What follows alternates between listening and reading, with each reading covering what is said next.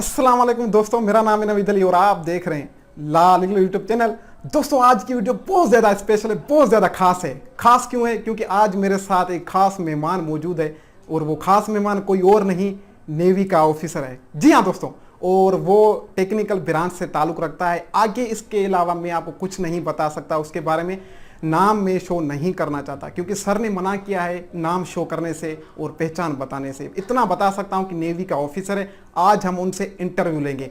नाम क्यों शो नहीं करते ये आप अभी नहीं समझोगे, जब आप नेवी में जाओगे, ज्वाइन कर लोगे, उसके बाद समझ जाओगे कि नाम नेवी वाले शो क्यों नहीं करते। तो सर से बहुत ज़्यादा सवाल करेंगे आज की वीडियो में, आपको बहुत कुछ सीखने को मिलेगा। और आप ही के कमेंट्स मैंने निकाले हुए हैं स्क्रीनशॉट करके, वो भी सर से मैं करूंगा एंड पे। ठीक है जी, वीडियो को बिल्कुल एंड तक देखना। आपका कोई कमेंट आ जाए और उसका आपको जवाब मिल जाए। ये बहुत अच्छी वीडियो है और आपको बहुत कुछ सीखने को मिलेगा। अस्सलाम वालेकुम। हेलो, अस्सलाम वालेकुम। वालेकुम सलाम। सर हमारे साथ जुड़ चुके हैं। सर आपकी बहुत बहुत ज़्यादा शुक्रिया, आपने जो है अपना कीमती टाइम निकाला और हमें टाइम दिया, उसके लिए बहुत बहुत ज़्यादा शुक्रिया। जी जी, बहुत मेहरबानी। हाँ, वैसे तो नेवी वालों को इतना टाइम नहीं होता, आपकी बड़ी मेहरबानी जो आप हमारे चैनल पे आए। जी जी। सर आपसे ये पूछना था कि आपने नेवी क्यों ज्वाइन की? शौक था या कोई मजबूरी थी? देखिए, जो एक आर्म फोर्सेस होती हैं उसमें आपको ज्वाइन करने के लिए उसमें वो कोई मजबूरी की ज़रूरत नहीं है। मजबूरी के लिए और भी बहुत काम होते हैं, जी जी। वो भी आप कर सकते हो। लेकिन ये है कि जो अगर कोई आर्म फोर्स है या मिलिट्री फोर्स है, वो बंदा शौक से और लगन होती है और एक मुल्क की प्रोटेक्शन के लिए बंदा अपने आप को ज़िंदगी वक्फ कर देता है। तो इसलिए कोई लाज़मी बात नहीं है कि कोई मजबूरी। ये है कि कुछ लोगों की मजबूरी भी होती है जिसकी वजह से वो आते हैं, लेकिन ज़्यादातर जो मेजॉरिटी है वो इसीलिए आती है कि वो अपने मुल्क की हिफाजत के लिए, और जज्बा होता है उनमें, जी इसलिए सर। वो लोग आते हैं। जी सर, वेरी गुड। अच्छा सर, एक और बात सर, आप पहली बार में सिलेक्ट हो गए थे या दो तीन चार बार अप्लाई किया था आपने? नहीं नहीं, अल्हम्दुलिल्लाह, मैं तो पहली दफ़ा ही टेस्ट वगैरह दिया था, तो मैं पहली दफ़ा में क्लियर हो गया था। इसमें कुछ लोगों को मुश्किलात आती हैं क्योंकि इसमें 3-4 किस्म के टेस्ट हो जाते हैं। जी सर। जैसे आपका मेडिकल हो जाता है, उसके बाद आपका रिटन टेस्ट होता है, पर्सनैलिटी टेस्ट वगैरह होते हैं। जी जी उसके सर। बाद आपके जो फिज़िकल टेस्ट हो, दूसरा हो गया इंटरव्यू वगैरह हो जाते हैं। तो कुछ लोग काफ़ी चीज़ों में रह जाते हैं जिसकी वजह से वो बार बार ट्राई करते रहते हैं। लेकिन अल्हम्दुलिल्लाह मैंने तो पहली दफ़ा में हर चीज़ क्लियर कर दी थी। वेरी गुड सर, आपके लक जो है आपका बहुत है, आप पहली बार में सिलेक्ट हो गए। अच्छा सर, आपने कौन कौन से टेस्ट दिए थे जब आप सिलेक्ट हुए थे तो?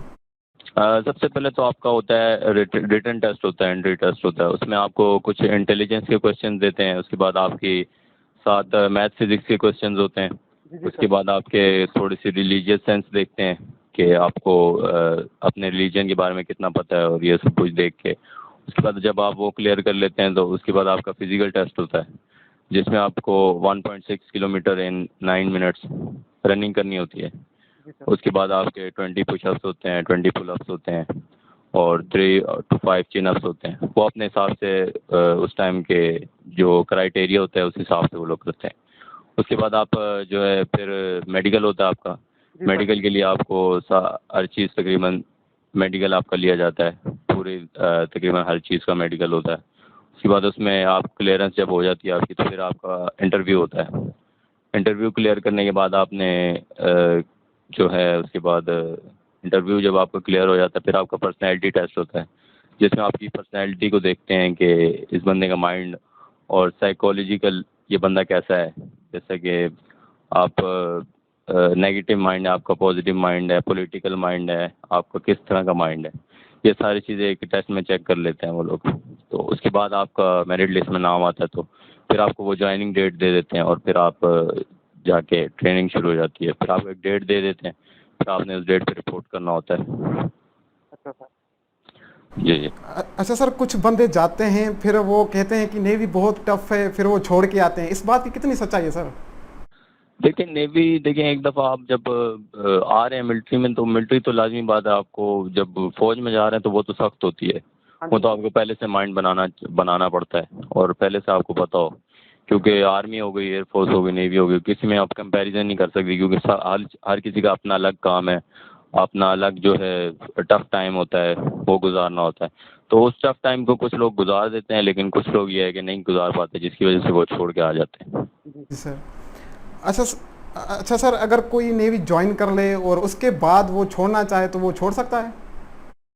देखिए मेरे भाई, एक दफ़ा आपने ज्वाइन कर लिया तो जैसे आपको ज्वाइनिंग के लिए जितना मुश्किल टाइम आपने गुजारा होता है, जैसे टेस्ट वगैरह और बहुत चीज़ें की होती है, इसी तरह आपका निकलना भी बहुत मुश्किल हो जाता है। अच्छा क्योंकि सर। आपकी हर चीज़ सिक्योरिटी क्लियरेंस वगैरह ये वो हर चीज़ आपकी हो जाती है, जिसकी वजह से मतलब आपको निकलना बहुत मुश्किल हो जाता है। लेकिन उसका भी एक तरीका होता है निकलने का, लेकिन उसमें आपको काफ़ी अरसा लग जाता है, जिसकी वजह से आप ये है कि एक दफ़ा आप चले गए तो आप ये है कि फिर आगे अपनी सर्विस करें। अगर आपका पहले से माइंड नहीं है तो वो आप जाए ही ना। अच्छा सर, मतलब आप अपनी मर्जी से सकते हैं और जा नेवी वालों की मर्जी से सकते हैं। जी जी, अच्छा बिल्कुल सर। ऐसी बात है। आप जान बिल्कुल एकदम से जैसे आप कहेंगे एक दिन में 2 दिन में मेरा काम हो जाएगा मैं निकल जाऊंगा, तो ऐसा नहीं होता बिल्कुल। जैसे आप अगर एक दफ़ा चले गए हैं तो आपके लिए फिर मुश्किल हो जाता है निकलना, क्योंकि उसके लिए लाजमी बात है आपको बहुत गवर्नमेंट का और नेवी का खर्चा हुआ होता है एक बंदे के ऊपर। तो उसकी वजह से आपको लाजमी बात है इतनी जल्दी नहीं आपको भेजते। भेजने के तरीके हैं लेकिन वो इतनी जल्दी नहीं होते, आपको थोड़ा वक्त लग जाता है। अच्छा सर, पहले जो नेवी का टेस्ट होता था वो सिंपल, वो जो है एक पेज होता था, पेपर में वो लेते थे। अब जो है उन्होंने जो है कंप्यूटर का सिस्टम कर लिया है। तो आपने सर किस में टेस्ट दिया था? वो सिंपल। नहीं, मेरा तो वही रिटर्न में टेस्ट हुआ था। उस टाइम पे जब हमने दिया था तो रिटर्न में ही होता था। ये बाद में सिस्टम शुरू है क्योंकि उन्होंने एयरफोर्स के भी इसी तरह होता है, जो है कंप्यूटर पे टेस्ट वगैरह होता है, तो इन्होंने भी जो है अभी कंप्यूटर पे कर दिया। पहले तो रिटर्न में टेस्ट हो जाता था, तो अभी इन्होंने कंप्यूटर पे कर दिया है। उसमें आपको फ़ौरन रिजल्ट का पता चल जाता है कि जो पास होते हैं उसी टाइम उनको पता चल जाता है। लेकिन जो रिटर्न वाला टेस्ट है उसके लिए आपको वेट करना पड़ता था पहले, कि उसके कुछ दिन बाद उसका रिजल्ट आता था। अच्छा सर, ये सही बात है। सर, लोग बोलते हैं हमें कंप्यूटर चलाना नहीं आता और हमारा जो टाइम है वो ओवर हो जाता है। इसमें आप क्या बोलना चाहेंगे सर? सॉरी, मैं आपका सवाल समझा नहीं। सर, बहुत ज़्यादा लोग जो बोलते हैं हमें कंप्यूटर जो है चलाना नहीं आता और हमारा टाइम जो है वो ओवर हो जाता है। इसमें आप क्या कहना चाहेंगे? देखें, कंप्यूटर चलाना तो देखें, एक बंदा जिसने मैट्रिक किया हुआ है उसको तकरीबन बेसिक कंप्यूटर तो चलाना आना चाहिए। ये तो एक बेसिक सी चीज़ है कि आजकल के टेक्नोलॉजी का दौर है, क्योंकि तो सिंपल सा चलाना तो आना चाहिए आपको कंप्यूटर। लेकिन कुछ ऐसे इलाकों से लोग आते हैं जिनके पास ये है कि कंप्यूटर वगैरह नहीं होते, तो वो उसका मसले का तो अभी कुछ नहीं कह सकते। हाँ जी। लेकिन अभी वो टाइम वगैरह जो है वो उनके सर्वर का मसला हो जाता है कोई बीच में। लेकिन वो है कि कर लेते हैं, वो लोग कर लेते हैं। आप सर्वर का सिस्टम सही कर लेते हैं। अगर आपका कोई इस तरह का मसला आ रहा है तो आप उनको बोलेंगे भाई हमारा जो है ये टाइमिंग का मसला आ रहा है या कोई भी, वो लाजमी बात है। आपको पता है सिस्टम धोखा दे सकता है कभी भी, तो वो किसी का भी चाहे बड़ी से बड़ी कंपनी क्यों ना हो, तो सिस्टम धोखा दे देता है, तो उससे इतना बड़ा मसला नहीं होता। लेकिन वो अगर आपका किसी का कोई मसला करता है तो फिर आप उनसे कहेंगे भाई ये हमारा टाइम गलत आ रहा है, जो भी मसला होगा आपको। सर, क्या होता है कि बंदों का टाइम जो है वैसे ही ओवर हो जाता है, फिर वो बंदे कहते हैं कि कंप्यूटर सही नहीं चल रहा था। आज के लोग कैंडिडेट ऐसे हैं। अब ये तो मैं आपको पहले बता चुका हूँ कि ये अब सिस्टम का मसला होता है असल में। सिस्टम के तो किसी के ऊपर नहीं है ना, वो तो कभी भी ख़राब हो सकता है चाहे आप जितना अच्छा सेटअप डाल के रखें। हाँ जी तो वो आपको लाजमी बात है, पता है कि अभी टेक्नोलॉजी आ गई है इतनी, जो है एडवांस टेक्नोलॉजी आई हुई है, लेकिन ये है कि सर्वर डाउन हो ही जाता है कभी कभार, क्योंकि इतने लोग टेस्ट दे रहे होते हैं सेम टाइम पे, तो लाजमी बात है कोई ना कोई मसला आ जाता होगा। हाँ जी सर, आपने रिटर्न टेस्ट की तैयारी कहाँ से की थी? रिटर्न टेस्ट की तैयारी इतनी खास तो मैंने कहीं से की नहीं थी, लेकिन ये है कि आपको बस बेसिक चीज़ें पता होनी चाहिए, जिसमें इसमें ज़्यादा आपके कोई इतने हार्ड क्वेश्चन नहीं होते। बस बेसिक चीज़ें आपकी होती हैं जो आपने मैट्रिक और नाइन्थ में पढ़ी होती हैं, जैसे कि फिर मैथ फिजिक्स हो गया वगैरह वगैरह।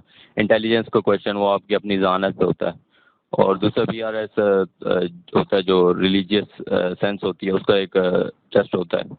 वो आपको खुद लाजमी बात है आपकी अपनी मजहबी लिहाज से आपको उसके बारे में इंफॉर्मेशन होनी चाहिए। ये सारी चीज़ें बेसिक होती हैं, इसमें कोई कहीं से याद करने की या कहीं पढ़ने की ज़रूरत नहीं है। जो आपको मैट्रिक 9 में होता है बेसिक चीज़ें होती हैं वही आज चीज़ टेस्ट में आती है। सर, आपने जब ज्वाइन किया था तब आपने कौन कौन से टेस्ट दिए थे? सबसे पहले तो रिटर्न टेस्ट होता है, उसके बाद कौन कौन से टेस्ट दिए थे आपने? मैंने आपको पहले बताया कि मैंने पहले रिटन टेस्ट हुआ था मेरा, जो उसके बाद क्लियर हो गया। जिसके बाद मैंने फिजिकल टेस्ट दिया था जिसमें रनिंग वगैरह होती है और आपको फिजिकली बंदा चेक करते हैं कि फिजिकली एक बंदा जो है वो मिलिट्री के लिए आ रहा है तो वो फिट है कि नहीं है, वो चेक करते हैं। उसके बाद आपका मेडिकल वगैरह होता है, मेडिकल में देखते हैं कि आपको कोई बीमारी वगैरह तो नहीं है। उसमें जब आपके सारे टेस्ट वगैरह क्लियर हो जाते हैं फिर आपको इंटरव्यू की डेट दी जाती है। इंटरव्यू देने के बाद फिर आपका पर्सनैलिटी टेस्ट की डेट आ जाती है आपकी। उसको क्लियर करने के बाद आपको बताया जाता है कि इस डेट को आपकी मेरिट लिस्ट आप चेक कर लें, आपका नाम आएगा या नहीं, वो आप मेरिट लिस्ट में चेक करते अच्छा सर। हैं। जी सर आप जब ज्वाइन किया था आपने नेवी, तब आपकी तालीम कितनी थी? देखिए मैं जो है सिंपल मैट्रिक पे ज्वाइन किया था। वैसे तो वो एफएससी में कर रहा था, लेकिन एफएससी फिर मैंने छोड़ दी थी क्योंकि असल में पहले मैंने जाना था, मेरा माइंड यही था, मिलिट्री का माइंड था। लेकिन ये है कि एफएससी में थोड़ा मेरे नंबर सही नहीं थे, जिसकी वजह से आगे फिर मैं पढ़ नहीं सका। इसलिए फिर मैट्रिक बेस पे मैं नेवी में आया। अच्छा सर, आपके मैट्रिक में मार्क्स कितने और परसेंटेज कितनी है आपकी? मेरी देखें जो क्राइटेरिया होता है नेवी का, वो जो टेक के लिए होता है वो 65% होता है मिनिमम। 65% और नॉन टेक के लिए होता है 60% और मेरीन्स के लिए भी 60% होता है। लेकिन मेरी जो थी मेरी 72% थी। 72%? जी जी, माशाल्लाह, बहुत अच्छे नंबर हैं आपके। मेहरबानी। सर आपने जब नेवी ज्वाइन की थी तब आपकी एज क्या थी सर? देखें जब मैंने नेवी तकरीबन ज्वाइन की थी तो मेरी एज थी 19 ईयर्स थी मेरी एज। तो जी जी, तो अभी तकरीबन मेरी हो गई है 3 से 4 एक साल सर्विस हो गई है। जी जी, तो उसके बाद आपका वो भी एज का क्राइटेरिया भी होता है। जैसे आप 21 से 22 साल तक के दरमियान आप कर सकते हैं अप्लाई।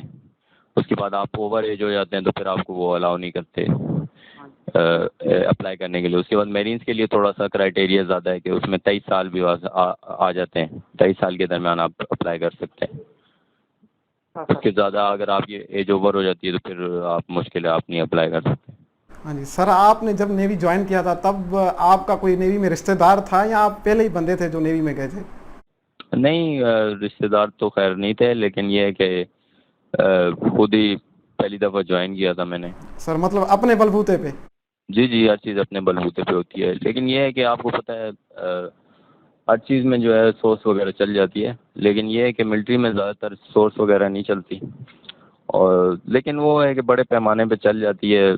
कुछ लोग कहते हैं कि चलती है, अब उस बारे में इतना कोई 50-50% बता सकता हूँ कि उसमें चलती भी है और नहीं भी चलती। लेकिन हम जो है मेरिट पे गए थे, लेकिन ये ज़्यादा कोशिश करेंगे आप मेरिट पे जा सकते हैं। अगर आपको लगता है कि आप जा सकते हैं तो आप मेरिट पे, लाजमी बात है, आप मेरिट पे जाएंगे। अच्छा सर, आपने बहुत मेहनत की होगी, बहुत सारे टेस्ट दिए होंगे। इतने मेहनत के बाद जब आपके पास मैसेज आया था कि आप नेवी में सिलेक्ट हो गए हैं और फिलहाल डेट पे आपकी ट्रेनिंग है और आप आ जाएं, तब आपके क्या एक्सप्रेशन थे सर? देखिए सर, मेरा एक्सप्रेशन तो बहुत खुशी हुई थी कि एक आपको एक मिलिट्री जो फोर्स है उसमें आपको ज्वाइनिंग के लिए जब आपको मैसेज आता है तो लाजिमी बात है आपकी फैमिली भी खुश होती है, आप भी खुश होते हैं। दूसरी बात है आपको एक अंदर से फ़ख्र महसूस होता है कि आप भी एक मिलिट्री फोर्स का हिस्सा बनने जा रहे हैं। तो इसलिए बेइंतहा खुशी होती है, वो मैं अब बंदा जाहिर नहीं कर सकता कितनी खुशी हो सकती है, क्योंकि दूसरा बंदे को बंदा बता नहीं सकता, क्योंकि जो इंसान को खुद खुशी होती है। अच्छा सर, आपको ट्रेनिंग के लिए कहाँ बुलाया गया था? मतलब टेक्निकल की थी वो किस जगह होती है? देखिए टेक्निकल की ट्रेनिंग होती है इधर कराची में, पीएनएस हिमालय नाम है यूनिट का, मनोड़ा के करीब है। तो यहाँ पे उनकी टेक्निकल की ट्रेनिंग होती है। यहाँ पे मुझे कहा गया था कि 28 डेट दी गई थी मुझे कि आपने वहाँ रिपोर्ट करना है। अच्छा सर, ट्रेनिंग के दिन जब आप पहले दिन वहाँ पहुँचे तो पहला दिन आपका वहाँ कैसा गुजरा? पहला दिन तो यार बहुत ही खतरनाक गुजरा, क्योंकि आप एक नॉर्मल और एक मिलिट्री जो एरिया में जाते हैं और एक आप नॉर्मल जो सिविल बंदे से आप जब मिलिट्री पर्सन बनने जाते हैं तो लाजमी बात है आपको बहुत सी मुश्किलात पेश आती हैं। और आपको जो अपने रूल्स एंड रेगुलेशन हैं वो सारे समझाते हैं और आपको हर चीज़ बताते हैं कि इस तरह करना है आपने। तो आपके लिए थोड़ा मुश्किल होता है, क्योंकि आप यहाँ से सिविल दौर से गए होते हैं, यहाँ और सेटअप होता है और मिलिट्री का अपना सेटअप होता है। तो इसलिए थोड़ी मुश्किल तो होती है बंदे के लिए, लेकिन ये है कि बंदा आसानी से कर लेता है। अच्छा सर, सर ज्वाइनिंग के पहले दिन वो क्या करवाते हैं? ज्वाइनिंग के पहले दिन तो सबसे पहले तो आपको किट्स वगैरह इशू होती हैं, आपका यूनिफॉर्म वगैरह होता है, उसके बाद शूज़ और बहुत सारी चीज़ें होती हैं आपकी किट में, आपको वो सब अच्छा। चीज़ें इशू की जाती हैं। उसके बाद आपको बताया जाता है कि आपने इतने बजे ये फॉलन वगैरह करके और इस टाइम पे आपने इधर पहुंच जाना है। उसके बाद जी आपको सर। सबसे पहले तो खड़े होने का तरीका बताया जाता है, आसान और होशियार बताया जाता है। उसके बाद बाकी चीज़ें सारी बेसिक बताई जाती हैं। उससे तकरीबन हफ्ता 2 हफ्ता तो यही चीज़ें चलती रहती हैं कि आपको बेसिक परेड्स वगैरह और ये वो रनिंग और ये वो पनिशमेंट वगैरह बताई जाती हैं, ये सारी इस तरह करनी है आपने, इस तरह सारा सेटअप समझाया जाता है। उसके बाद जो है तकरीबन 2 हफ्ते के बाद आपकी जो सही ट्रेनिंग शुरू हो जाती है। अच्छा सर। सर जब आप यहाँ से जाते हो सामान लेके तो वहाँ आपको रूम दिया जाता है, और एक रूम में कितने बंदे होते हैं? देखें जो तादाद है आजकल, तो आजकल जो है नेवी जो है ज़्यादा लोग जो इंडक्शन हो रही है वो ज़्यादा लोगों की हो रही है। इसकी वजह से वहाँ तकरीबन एक रूम में 24 से 25 लड़के रहते हैं। एक रूम में 24 से 25? जी जी, बैरिक्स बनी होती है, उसमें अलग अलग रूम होते हैं तकरीबन वो 2 ब्लॉक्स होते हैं, बड़े बड़े ब्लॉक्स टाइप, जैसे बिल्डिंग टाइप हो गए, उसमें फिर रूम्स होते हैं अलग अलग। उन रूम्स में फिर आपको 24 24 लड़के एक साथ रहते हैं फिर। तो जी जी, इस तरह फिर आपको रहना पड़ता है। अपना आपको लॉकर दिया जाता है, या अगर आपकी तादाद ज़्यादा हो तो कभी कभार 2 लड़कों को एक लॉकर मिलता है, क्योंकि जिस हिसाब से आपकी हाँ इसे इस, जी जी, उस किया जाता है सेटअप सारा उसका। जैसे 2 लड़कों के साथ आपको कभी रहना पड़ता है या इस तरह, क्योंकि वो तादाद के हिसाब से होता है।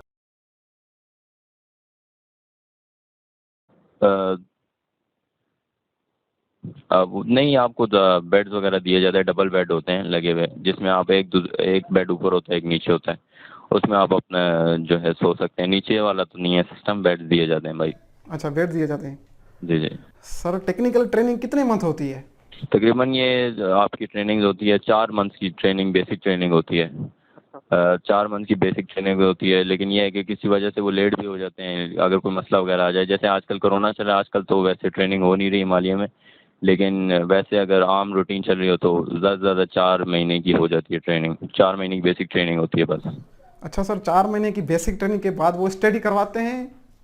जी, उसमें ट्रेनिंग में बहुत कुछ होता है, जैसे आपको परेड वगैरह सिखाते हैं, परेड होती है। उसके बाद आपको फिजिकल ट्रेनिंग होती है आपकी। उसके बाद आपकी जो होता है स्कूल होता है, जिसमें आपको नेवी के बारे में पढ़ाया जाता है। उसके बाद बेसिक पढ़ाया जाता है। उसके बाद स्विमिंग वगैरह होती है, सी सर्वाइवल्स वगैरह होते हैं।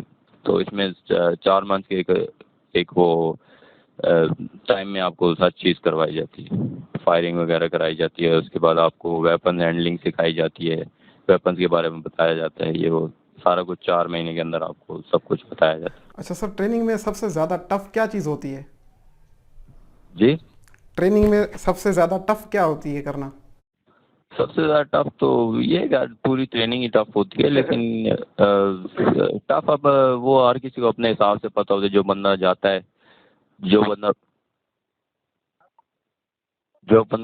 लेके ट्रेनिंग करता है, वो उस हिसाब से उसको पता होता है कि मुझे क्या मुश्किल लग रहा है।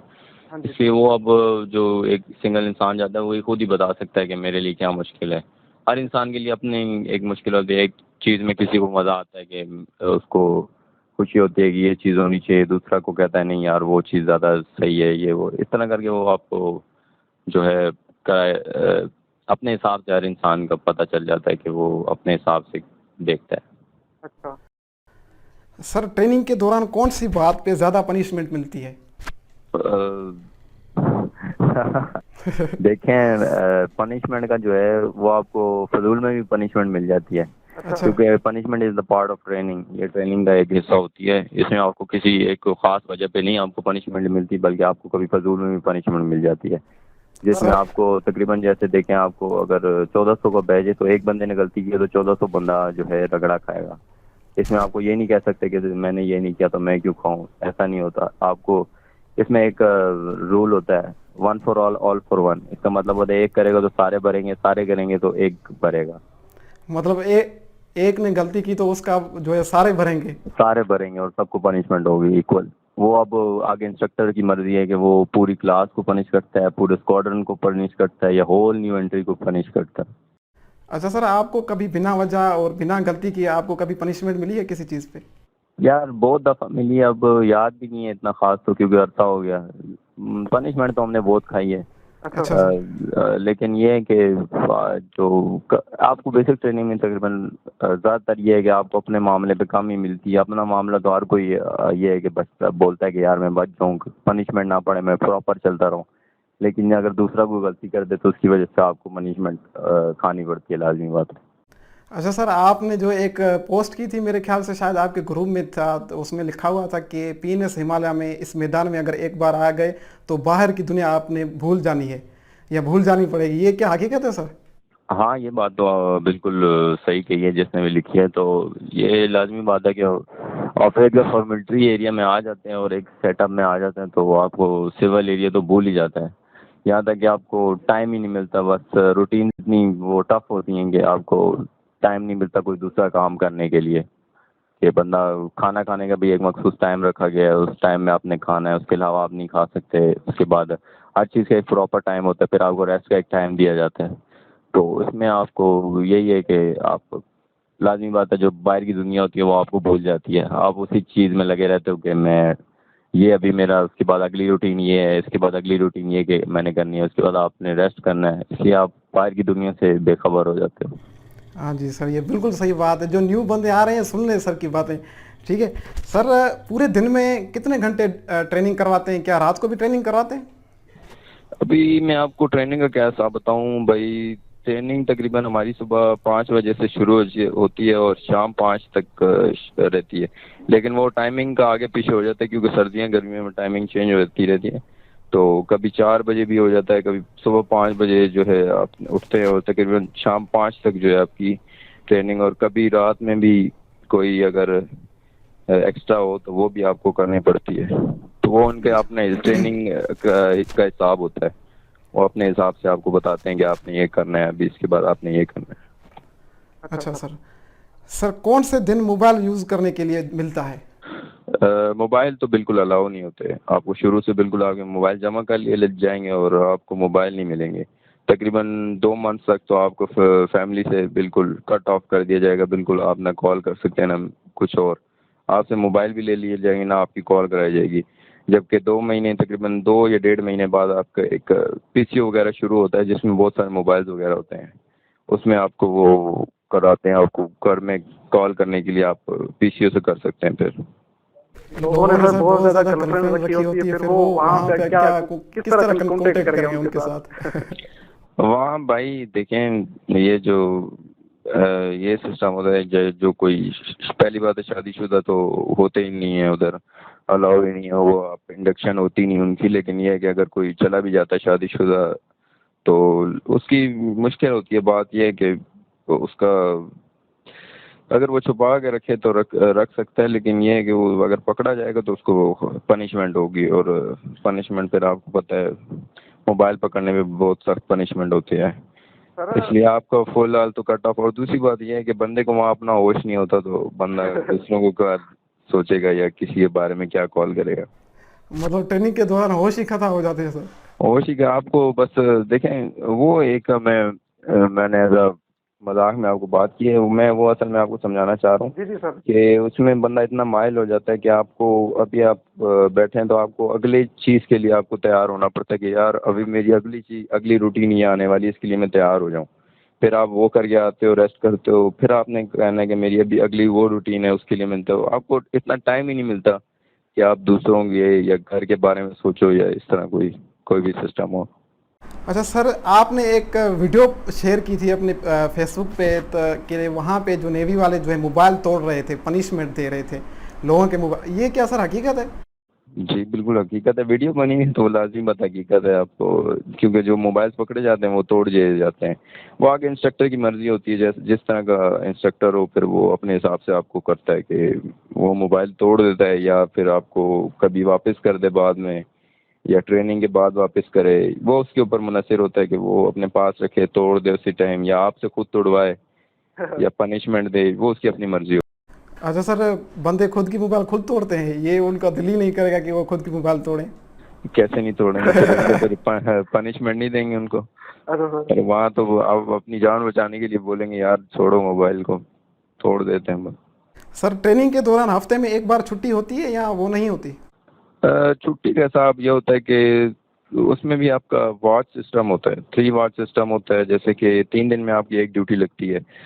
3 दिन में मतलब आपको एक ड्यूटी करनी पड़ती है। उसमें ये हिसाब होता है कि आप हिमालय में तो खैर 2 घंटे की ड्यूटी होती है, लेकिन जो है हफ्ता इतवार ये है कि थोड़ा रिलैक्स में बंदा रह जाता है, क्योंकि ज़्यादातर हफ्ते इतवार में सुबह के टाइम परेड वगैरह होती है और उसके बाद आपकी रूटीन कोई नहीं होती।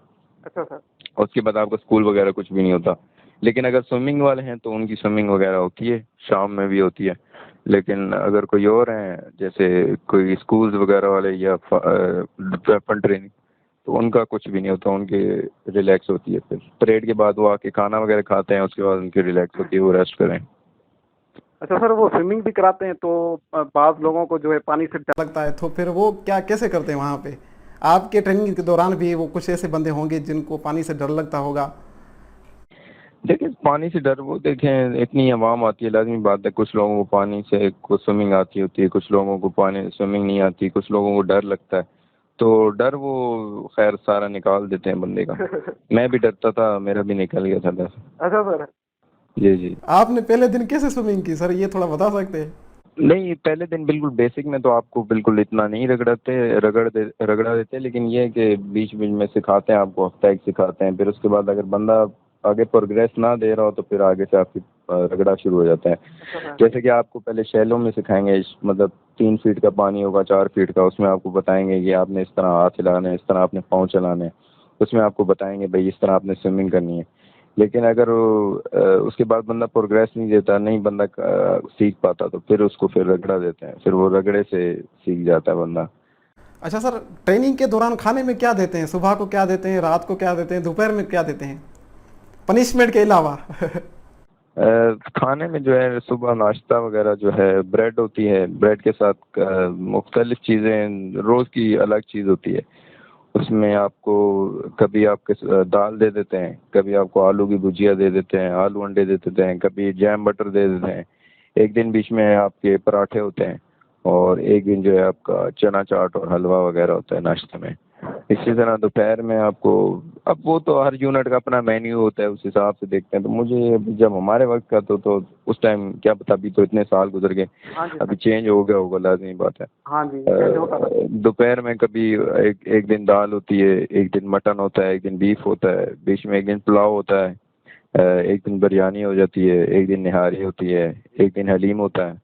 इस तरह की चीज़ें हो जाती हैं दोपहर के खाने में। और सेम इसी तरह फिर रात में भी 2 दफ़ा चावल होते थे, और वैसे 2 दिन दाल होती थी। इसी तरह एक दिन मटन, एक दिन बीफ, और एक दिन बीच में चिकन होते हैं।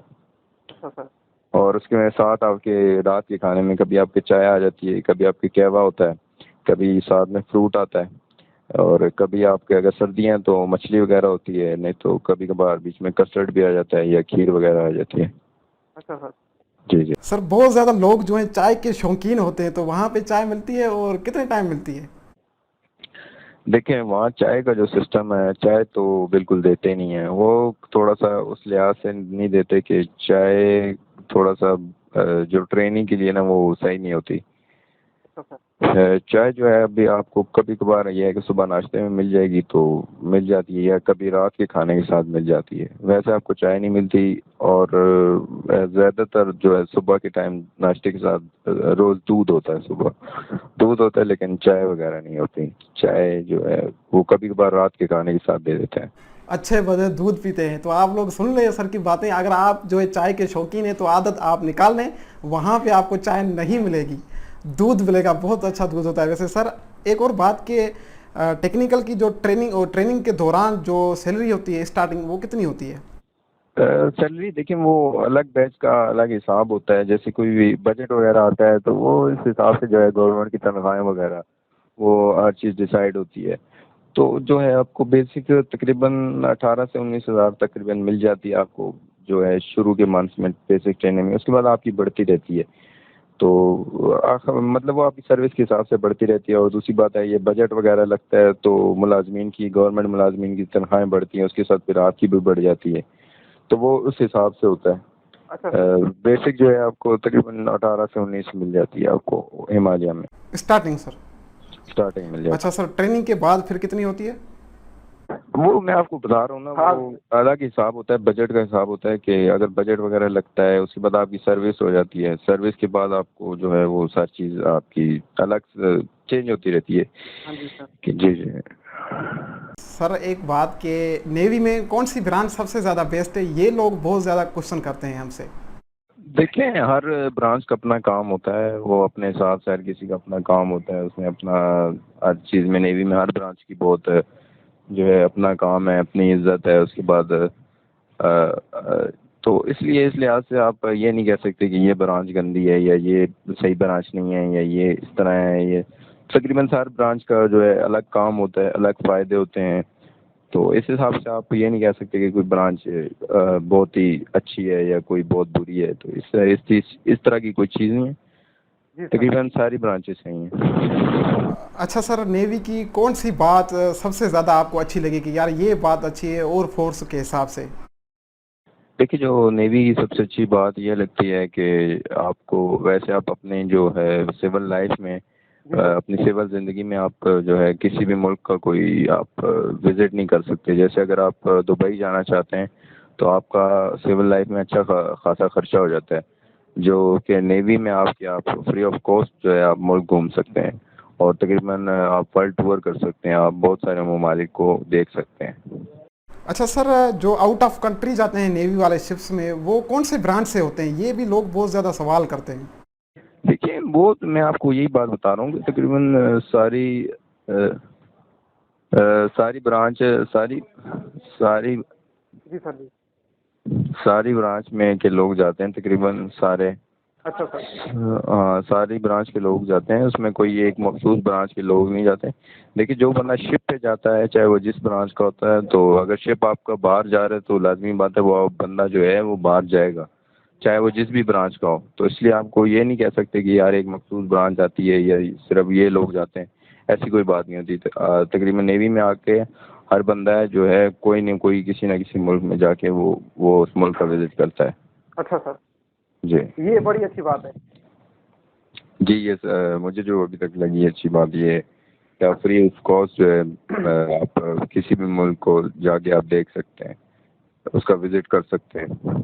अच्छा सर, बहुत ज़्यादा फीमेल जो कमेंट्स करते हैं वो ये करते हैं कि मैट्रिक के बाद फीमेल्स के लिए कौन सी ब्रांच है नेवी में? देखिए, मैट्रिक के बाद देखिए, इस बारे में फीमेल के बारे में इतना ख़ास मुझे जो है इल्म नहीं है, लेकिन ये है कि फीमेल्स को एज अ फीमेल को मेडिकल ब्रांच में लिया जाता है। अब वो मुझे इस बारे में इल्म नहीं है कि वो मैट्रिक के बाद लेते हैं या एफएससी के बाद लेते हैं, लेकिन वो लिया जाता है। लेकिन वो एक ही ब्रांच है जो मेडिकल में लिया जाता है, as a medical female medical technician लिया जाता है। तो वो उसमें मुझे इस बारे में नहीं इल्म कि वो एसएससी के बाद होता है या मैट्रिक के बाद होता है।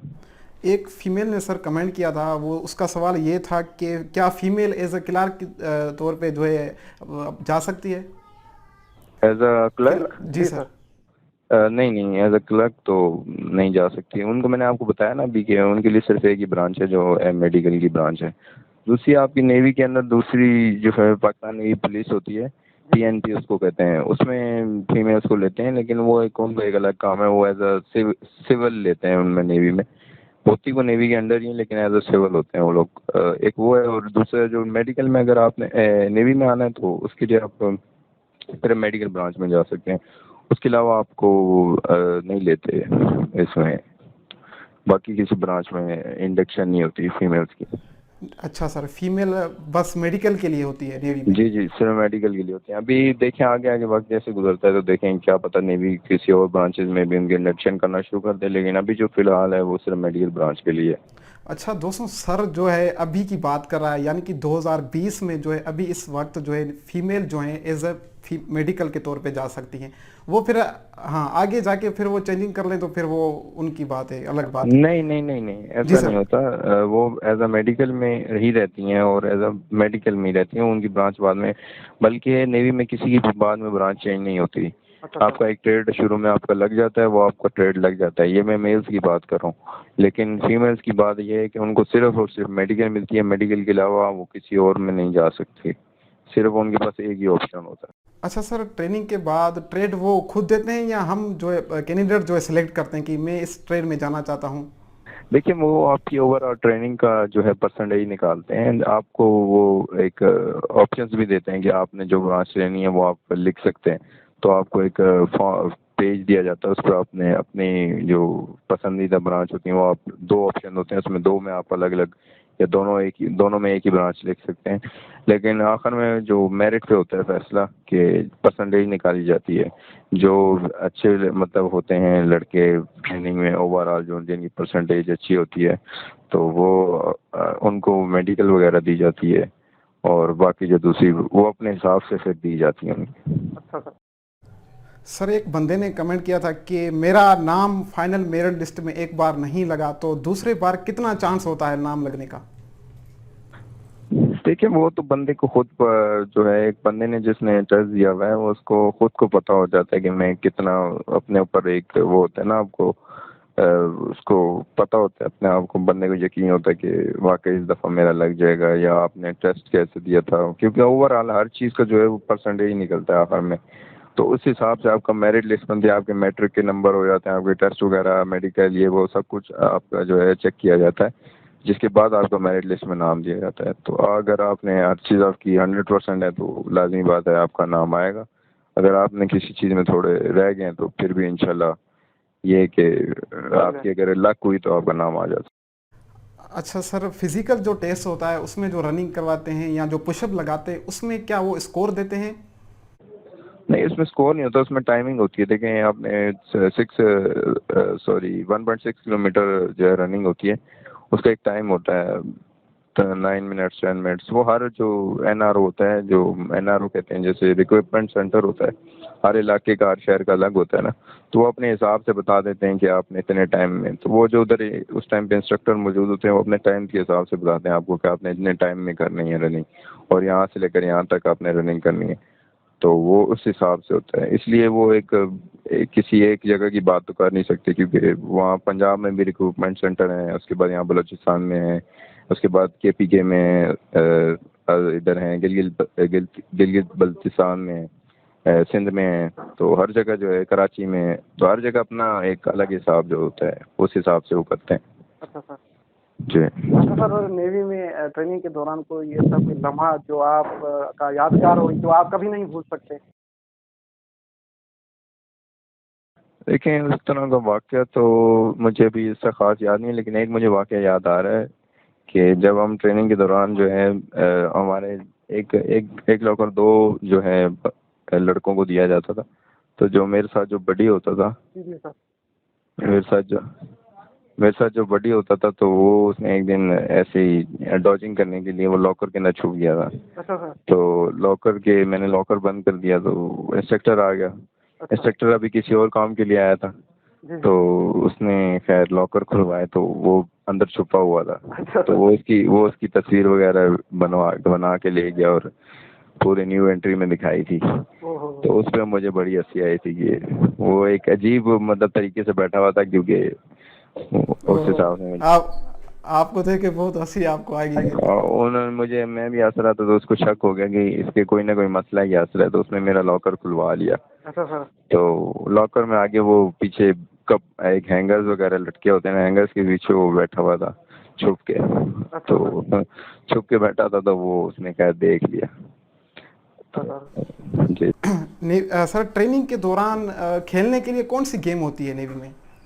देखें, खेलने वगैरह के लिए तो ऐसे ख़ास कोई स्पोर्ट्स पीरियड होता है, लेकिन उसमें भी आपकी सिर्फ फिजिकल ट्रेनिंग कराई जाती है। ऐसी खास स्पोर्ट्स कोई आपको खिलाई नहीं जाती, लेकिन वो एक अलग जो एज अ प्लेयर्स जाते हैं ना, प्लेयर्स के लिए, जैसे कोई लड़का अच्छा होता है क्रिकेट में, फुटबॉल में, तो वो उसमें जाता है कि वो उसमें बाकायदा उसको आगे स्वेयर करते हैं कि वो फुटबॉल क्रिकेट खेले, तो वो आगे टूर्नामेंट्स खेलता है। हर यूनिट्स की अलग अलग गेम्स होती हैं आपस में, तो वो फिर यूनिट की टीम में उसको सेलेक्ट किया जाता है। इस तरह ज़्यादातर स्पोर्ट्स होते हैं, लेकिन अभी का पता नहीं है कि अभी शायद स्पोर्ट्स वगैरह होते हैं, लेकिन हमारी दफ़ा में तो सिर्फ फिजिकल ट्रेनिंग ही ज़्यादा, पीटी वगैरह ही होती थी ज़्यादा, उसमें यही होता है। अच्छा सर, एक बंदे ने जो है क्वेश्चन किया था कि अगर हम नेवी ज्वाइन कर लें उसके बाद अगर हम पीएफ में जाना चाहें, एयरफोर्स में जाना चाहें तो जा सकते हैं? एज अ पीएफ में क्या जाना चाहें? सर उसका क्वेश्चन बस इतना था कि मैं अगर पीएफ में जाना चाहूँ नेवी ज्वाइन करने के बाद तो जा सकता हूँ? देखें, नेवी में आने के बाद अगर आप पीएफ में जाना चाहते हैं एज अ ऑफिसर, जैसे कि आप आईएएस भी दे के, और फिर तो आपको एनओसी यहाँ से मिल जाता है कि आपने एज ऑफिसर जाना है और आईएएसबी का आपका लेटर आया हुआ है या आपने आगे जाके टेस्ट देना है, तो उसमें आप दे सकते हैं। लेकिन एज अ एयरमैन या एज अ जो है दूसरा जो नीचे ट्रेड होते हैं, एयरमैन होता है, प्रोवोस्ट वगैरह, तो इनके लिए आप नहीं दे सकते। जैसे कि आप आर्मी में सिपाही गैर लें, इनके लिए आप नहीं दे सकते, और लेकिन आप ऑफिसर के लिए अगर आपने आईएएस भी दिया तो उसके लिए आपको एनएसयू मिल जाता है। सर लास्ट क्वेश्चन है आपसे कि जो बंदा न्यू आना चाहता है नेवी में उनको आप क्या मशवरा देना चाहते हैं? देखिए, मैं यही मशवरा देना चाहूँगा कि एक अच्छी और एक प्रोफेशनल जॉब है। इसमें आपको बाकायदा काम सीखने को मिलता है। आप रोज़मर्रा की ज़िंदगी में भी वो आप काम कर सकते हैं, और दूसरी बात है कि आप एज अ मिलिट्री फोर्स में आ जाते हैं। आपको जो है फ्री मैसिंग होती है, उसके बाद आपको तनख्वाह अच्छी मिल जाती है, मेडिकल आपका फ्री होता है। उसके बाद आपकी बाहर आप शिप पे जाते हैं, आपको बाहर मुल्क देखने का मौका मिलता है। तो ये सारी चीज़ें, ये फ़वाइद वगैरह हैं। बाकी वो जो है आपका एक मुश्किल और टफ टाइम, वो तो लाज़मी बात है, आपको गुजारना पड़ता है, क्योंकि हर आसान काम के बाद मुश्किल टाइम के बाद एक आसान टाइम आ जाता है बंदे के ऊपर। तो इसलिए आपने अगर ट्रेनिंग पे जो लोग जा रहे हैं, लड़के जा रहे हैं, तो मैं उनको तो यही कहूँगा कि वो परेशान और ना डिसहर्ट ना हो। और जो है एक मुश्किल दौर आता है, लाज़मी बात है, आप मिलिट्री में जा रहे हैं तो वो तो आएगा, हर किसी के ऊपर आता है, सबको करना पड़ता है। लेकिन वो आप नमाज पढ़ें और दुआ करें हमारे लिए भी, अपने लिए भी, और इंशाल्लाह आप जो है कामयाब होंगे उसमें। आपको मोटिवेशन जो है वहाँ पे दी जाएगी इंस्ट्रक्टर की तरफ से। नौकरी बहुत आपकी अच्छी होती है यहाँ की, जो है हर चीज़ आपकी अच्छी, और एक अच्छा फ्यूचर बनने का बन जाता है। सर अल्लाह आपको सलामत रखे। बहुत ही अच्छी मोटिवेशन आपने न्यू बंदों को दी है और बहुत अच्छी अच्छी बातें आपने बताई हैं, और उम्मीद करता हूं कि इन लोगों की जो है बहुत ज़्यादा हेल्प हो जाएगी। आपका बहुत ज़्यादा शुक्रिया जो सर आपने हमारे लिए टाइम निकाला। बहुत मेहरबानी भाई, बहुत थैंक यू सर, बड़ी मेहरबानी। Thank you. ओके, अल्लाह हाफिज़। दोस्तों बस अब तो खुश होना, इतनी सारी इन्फॉर्मेशन लेके दी है मैंने आप लोगों को। नेवी वाले से इंटरव्यू लिया है आपके लिए। कोई एक चैनल बताएं मुझे आप यूट्यूब पे जो इस तरह करता हो, नेवी वालों को बुलाए, उनसे इंटरव्यू ले और आपके लिए आपसे आपके कमेंट्स उनसे पूछे। कोई एक बंदा बताएं मुझे जो नेवी यूट्यूब में इस तरह करता हो। यार मैं आपके लिए इतना कुछ करता हूँ लेकिन आप मुझे सपोर्ट नहीं करते। अब देखता हूँ कि ये इस वीडियो में कितनी रेटिंग आती है, क्या बंदे सब्सक्राइब करते हैं चैनल को, क्या शेयर करते हैं। अगर इसमें बहुत ज़्यादा सब्सक्राइबर आए, बहुत ज़्यादा कमेंट्स आए, लाइक मिले, तो इंशाल्लाह नेक्स्ट वीडियो में मैं एक पीएफ ऑफिसर को लेके आऊँगा इंटरव्यू में। बहुत ज़्यादा हेल्प हो जाएगी आपको, ठीक है जी। लेकिन उसके लिए आपको चैनल को सब्सक्राइब करना होगा और इस वीडियो को शेयर करना होगा, ठीक है जी। उम्मीद करता हूँ आपका कॉन्सेप्ट जो है क्लियर हो गया होगा।